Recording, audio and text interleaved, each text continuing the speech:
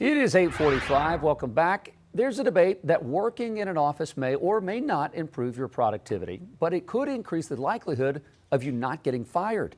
An analyst with the Wall Street Journal found that remote workers are 35% more likely to be laid off compared to their in-person colleagues. Our Queen City News Chief Business Correspondent Taylor Young joining us now. Taylor, I can imagine this is quite alarming to hear if you're someone who works from home, possibly watching the show right now. I mean, absolutely, especially considering the fact that the U.S. workforce at large is already kind of on edge right now about potential layoffs, given the uncertain economic state of the economy right now. But yeah, you never want to hear that you may be more likely to be laid off than maybe another one of your colleagues.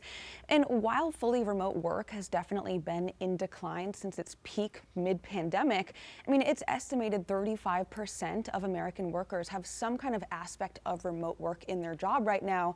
14% of the U.S. workforce is working fully remote, and that's still double of what it was pre-pandemic. So this is still a big chunk of the American workforce right now, and unfortunately, yeah, 35% more of a chance of getting laid off. Why is this specific category more at risk? So this is definitely theorized, but I do think that there is kind of a psychological component to this, right? So if you're a hiring manager or a boss, you work in office with some employees, you know, you can maybe assume over a couple of years, you've kind of gained a kind of personal connection with this person. You know what they do on the weekends. You know maybe a little bit about their family, while opposed to remote workers, you may have actually never seen them in person before. So there's definitely this proximity bias going on. And then I think secondly, that there could be a little bit of this kind of false perception of remote workers. They don't work as many hours, maybe they're lazier, they have less of a performance. But several, and I say false perception because there are several studies out there that show that this absolutely is not the case, and that remote work can actually improve overall performance, a higher performance rate. And then I think lastly, kind of more of a quantifiable reasoning, is companies went on massive hiring sprees during the pandemic and shortly following.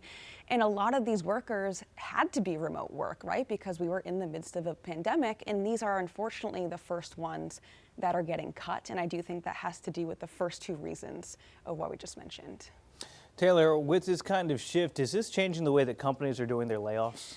Unfortunately, yes. So we've all heard of those horror stories of an employee, maybe a remote employee, kind of getting a ding in their email saying, hey, hop on this Zoom call in 15 minutes. Inevitably getting fired. I think a lot of people know what that email means now.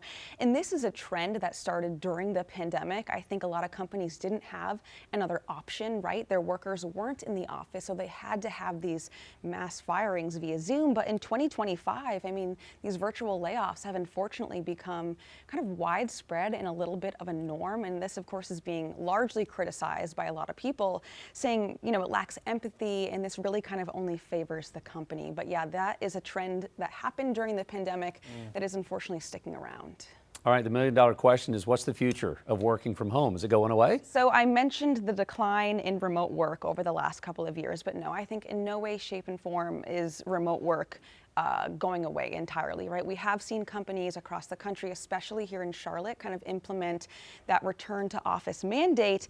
But according to LinkedIn, I mean, these remote jobs, they get the most applications out of any other job out there.